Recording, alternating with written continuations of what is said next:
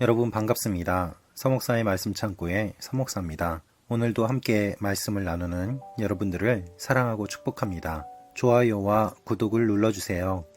여러분과 함께 더 많은 말씀들을 나누기 원합니다. 오늘은 요한복음 9장 35절에서 41절 말씀입니다. 오늘은 예수님께서 눈을 뜨게 해주신 사람을 다시 만나시고 그에게 말씀하시는 내용이 기록되어 있습니다. 오늘 이 말씀을 통해서 끝까지 사람을 만나고 고쳐주시는 주님의 모습을 함께 묵상하기를 원합니다. 오늘 35절입니다. 예수께서는 바리새파 사람들이 그 사람을 쫓아냈다는 말을 듣고 그를 찾아가 말씀하셨습니다. 내가 인자를 믿느냐? 예수님께서 무엇을 들으셨습니까? 바리새파 사람들이 그 사람을 쫓아냈다는 말을 들으셨습니다. 주님은 한 사람 한 사람에게 관심을 갖고 계셨습니다. 그리고 주님께서 고쳐주신 그 사람을 주님께서는 다시 만나십니다. 이 사람을 고쳐주신 것으로 끝나는 것이 아니라 이 사람이 주님을 만나고 믿음을 가질 수 있도록 주님께서는 끝까지 그를 반복해서 찾아오시는 것을 알 수 있습니다. 주님은 그를 다시 찾아가십니다. 눈을 고쳐주실 때도 주님께서는 그를 보셨고 또한 그의 믿음을 위해서 주님은 그를 다시 찾아오십니다. 여러분, 우리의 믿음을 위해서 주님께서 찾아오시는 분임을 믿습니다. 주님께서는 이렇게 말씀하십니다. 내가 인자를 믿느냐? 그러나 이 사람은 이렇게 대답합니다. 36절입니다. 그 사람이 물었습니다. 선생님, 그분이 누구신지 말씀해 주십시오. 제가 그분을 믿겠습니다. 아마 이 사람은 눈을 뜨기 전에 주님을 만났기 때문에 주님이 누구인지 눈앞에 보면서도 알지 못했을 것입니다. 그래서 이렇게 이야기를 하는 것입니다. 예수님께서 그를 고쳐주실 때 그를 실로암 연못에 보내셨고 그곳에서 눈을 떴을 때 주님은 계시지 않았습니다. 그래서 이 사람이 주님을 직접 보는 것은 이번이 처음이었습니다. 그래서 그는 주님이 누구인지 제대로 몰랐던 것입니다. 그는 이렇게 말합니다. 선생님, 그분이 누구신지 말씀해 주십시오. 제가 그분을 믿겠습니다. 이때 예수님께서 이렇게 말씀하십니다. 37절입니다. 예수께서 말씀하셨습니다. 내가 이미 그를 보았다. 너와 말하고 있는 사람이 바로 그다. 예수님께서는 이미 그를 보았다고 말씀하고 있습니다. 그래서 이 사람이 육신의 눈을 뜬 것뿐만 아니라 영혼의 눈도 뜨게 된 것을 주님은 말씀하시고 너와 말하고 있는 내가 바로 그 메시아다라는 것을 알려주심으로 말미암아 그에게 믿음의 길이 무엇인지를 보여주고 계십니다. 그는 이렇게 고백합니다. 38절입니다. 그러자 그 사람이 말했습니다. 주여, 제가 믿습니다. 그러고는 예수께 절했습니다. 이 사람을 쫓아낸 바리새파 사람들은 예수님을 믿지 않았습니다. 그들은 눈이 멀쩡히 보였음에도 불구하고 주님을 보고 있으면서도 믿지 않았습니다. 이 사람은 앞을 보지 못했던 사람이고 이제는 볼 수 있게 되었습니다. 오히려 보지 못했던 사람이 더 잘 보게 되고 볼 수 있는 사람들이 잘 보지 못하는 모습을 대조적으로 설명하고 있습니다. 이 사람은 이렇게 고백합니다. 주여, 제가 믿습니다. 이 사람은 낫게 해주신 것만으로 감사한 것이 아니라 주님을 믿는다고 고백합니다. 주님께서는 그가 예수님이 메시아인 것을 고백한 그 내용까지도 이미 알고 그를 만나십니다. 이 사람은 자신의 믿음을 고백합니다. 이것이 기적의 목적입니다. 여러분, 주님께서 우리에게 은혜를 베풀어 주셔야 되는 이유가 있습니까? 주님이 우리의 기도에 응답해 주셔야 하는 의무가 있습니까? 그렇지 않습니다. 모든 것은 주님의 은혜입니다. 전적인 은혜입니다.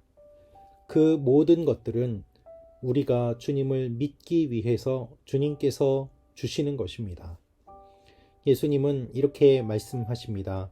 39절입니다. 예수께서 말씀하셨습니다. 나는 이 세상을 심판하러 왔다. 못 보는 사람은 보게 하고 보는 사람은 못 보게 하려는 것이다. 이것이 주님께서 말씀하시는 역설입니다. 신앙의 역설은 무엇입니까? 못 보는 사람은 보게 하고 보는 사람은 못 보게 하시는 것입니다. 그래서 우리는 날마다 주여 나를 불쌍히 여기소서, 나를 보게 하소서라고 기도해야 됩니다. 믿음은 무엇입니까? 보지 못했던 것들을 보게 되는 것입니다. 듣지 못했던 것들을 듣게 되는 것입니다. 알지 못했던 것들을 깨닫게 되는 것입니다. 죄인 줄 몰랐던 것들을 죄로 깨닫고 굳어졌던 우리의 마음이 녹아지며 하나님께서 원하시는 삶을 사는 것이, 그것이 진정한 믿음입니다. 사람들은 잘 믿고 있고 잘 살고 있고 주님이 없어도 잘 살 수 있다고 교만하게 이야기합니다. 그러나 주님은 그들이 보지 못하고 있다고 말씀하십니다. 정말 보지 못하는 사람은 누구입니까? 주님은 그것을 대조적으로 말씀하고 계십니다. 40절, 41절입니다. 이 말씀을 듣고 예수와 함께 있던 몇몇 바리새파 사람들이 물었습니다. 우리도 눈이 먼 사람이란 말이요? 예수께서 말씀하셨습니다. 너희가 눈이 먼 사람이었다면 죄가 없었을 것이다. 그러나 너희가 지금 본다고 하니 너희의 죄가 그대로 남아있다. 여러분, 죄인이라고 하더라도 자수하면 감면받는 일들이 제도적으로도 있습니다. 죄인이지만 죄인임을 깨닫고 그것을 자수하면 오히려 불쌍하게 여김을 받고 정상 참작을 받게 되는 일들이 일어납니다. 그러나 죄를 지었음에도 불구하고 끝까지 죄를 부인하고 거짓말을 한다면 더 무거운 형량의 벌을 받게 될 것입니다. 주님께서 말씀하시는 것이 그것입니다. 보지 못하고 있다면 보지 못하고 있다고 이야기하여라. 본다고 거짓말을 하지 말고 본다고 착각하지 말아라. 그러니 그 모든 것이 너희의 죄로 남아 있는 것이다 라는 것입니다. 여러분, 사실 우리는 보지 못하는 사람들입니다.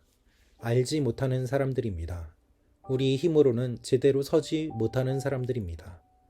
그래서 우리는 날마다 주님 앞에 무릎을 꿇고 어린아이처럼 도와달라고 기도해야 합니다. 저를 포함해서 우리 모두는 언제나 하나님이 없어도 잘 살 수 있다는 그러한 교만이 뼛속 깊이 자리 잡고 있습니다. 그래서 하나님을 생각하지 않아도 하루를 지내는데 특별히 어려움이 없이 평안하게 지낸다고 생각하고 있지는 않습니까? 그러다 어느 날 해결할 수 없는 문제를 만났을 때 그제서야 하나님을 찾게 되는 어리석은 일들을 반복하고 맙니다. 그래서 지혜로운 사람은 그러한 일들이 일어나기 전에 먼저 하나님 앞에 무릎 꿇고 하나님 나를 도와주십시오 라고 기도하는 것입니다. 주님은 우리를 찾아오십니다. 그리고 우리의 눈을 뜨게 해주십니다. 그래서 우리도 이렇게 기도해야 할 것입니다. 주여, 우리의 눈을 뜨게 하여 주옵소서. 우리의 귀를 열어 주시옵소서. 보게 하여 주옵소서. 알게 하여 주옵소서. 이 기도가 여러분과 저의 기도가 되기를 원합니다. 특별히 계속해서 코로나 바이러스로 세계 전체가 걱정과 근심 가운데 있습니다. 주님, 속히 바이러스의 원인과 결과가 밝혀지게 하시고 치료법이 밝혀지도록 보여주시고 알려주시옵소서. 현장에서 최선을 다하는 분들 피곤하거나 지치지 않도록 주님 도와주옵소서. 우리 함께 기도함으로 나라의 어려움들을 이겨나가면 좋겠습니다. 기도하겠습니다. 살아계신 아버지 하나님, 바리새인들과 같은 사람들이 되지 않게 하여 주옵소서. 주님께서 다시 한번 찾아오셔서 만나주신 그 일들을 기억하며 우리에게도 오늘 찾아와 주시기를 간절히 기도합니다. 우리의 눈을 열어주시고 우리의 마음을 열어주셔서 형식적인 신앙생활이 아니라 주님 앞에 날마다 새로워지는 믿음을 갖게 하여 주옵소서. 주님, 제가 믿습니다. 이 고백이 우리의 마음과 입술에서 나오는 오늘 하루가 되게 하여 주옵소서. 예수님의 이름으로 기도합니다. 아멘.